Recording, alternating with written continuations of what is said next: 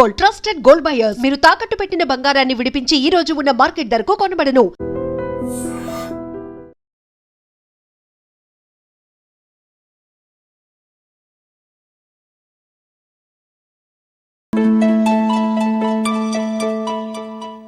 అమ్మాయి లక్షణంగానే ఉంది. ఓ పని చేయండి, ముందు పెళ్లి చూపులకు ఏర్పాటు చేయండి, మిగతా విషయాలు తర్వాత మాట్లాడుకుందాం. అలాగేనండి. శుభం, వెళ్ళొస్తానండి.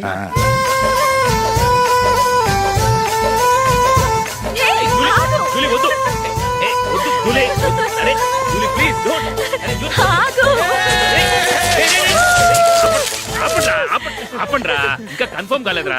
జూలీ, నువ్వు అమ్మాయిని చూసి నచ్చిందంటేనే నేను తాళి కడతాను. నాకు నచ్చలేదంటే నువ్వు అలా అనవు, నీకు నచ్చుతుంది. చూద్దాం. చూడు రే, అమ్మాయిని చూడటానికి మీరు నాతో వస్తున్నారు. Okay okay okay.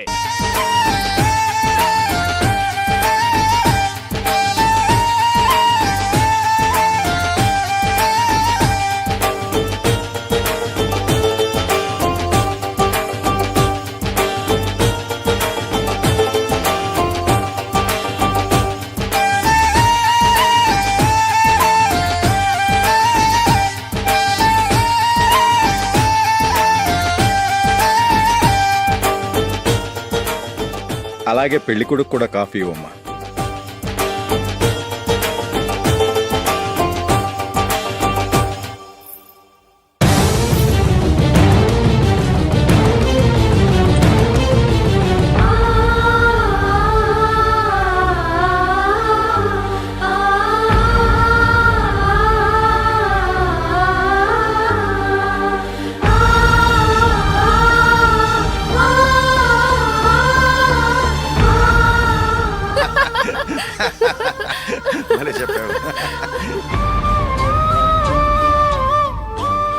పెళ్లి కొడుకు అన్నయ్య గారికి కూడా కాఫీ ఇవ్వమ్మా.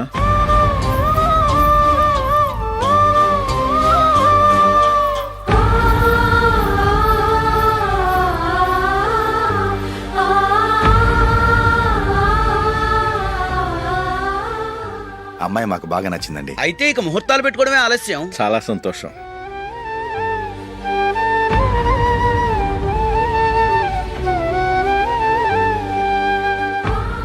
ప్యారే గారు, పెళ్లి కొడుకు అన్నయ్యకి ఇంకా పెళ్లి కాలేదంటగా?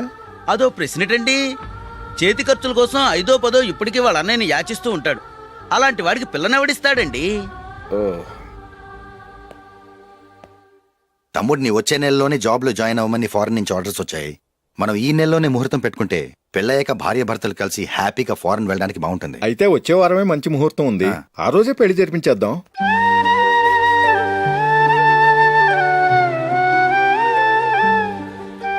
సారీరా, వస్తారా? పెళ్లి చూపులు చిన్నోడు కన్నా నాకు తెలియదురా. మీ అన్నయ్య చెప్పలేదు, పెళ్ళిళ్ళ పేరయ్య చెప్పలేదు. చెప్పుంటే అసలు వచ్చేవాడిని కాదు.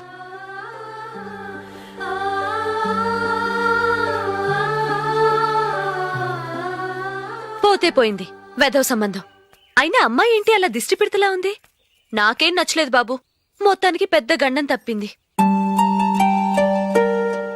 నీకున్న పర్సనాలిటీకి టాలెంట్ కి ఐశ్వర్యరాయ్ లాంటి అమ్మాయి వస్తుంది.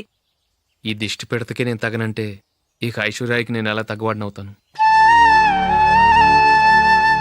నాకు పెళ్లి కాలేదని నేను బాధపట్టలేదు, కానీ రేపు పిల్ల నీకు కాదు తమ్ముడు కానీ ఒక్క మాట చెప్పొచ్చు కదా. అసలు నేను అక్కడికి వెళ్ళేవాడిని కాదు. ఇలా అవమానించే కంటే మా రెండో వాడు చచ్చాడని చెప్పి ఈ పెళ్లి చేయొచ్చు కదా.